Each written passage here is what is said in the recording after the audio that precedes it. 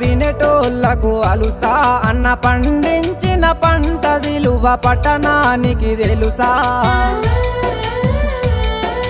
తన వ్యవసాయము మానుకుంటే లోకానికి నడుసాయి దేశానికి రైతన్నే వెన్నెముకని తెలుసా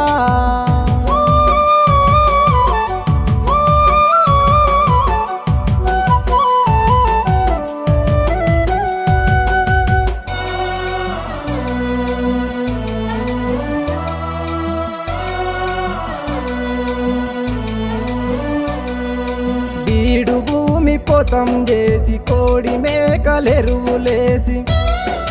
వానకాలమొచ్చెనంటే సినుకమ్మకు నోరు జాసి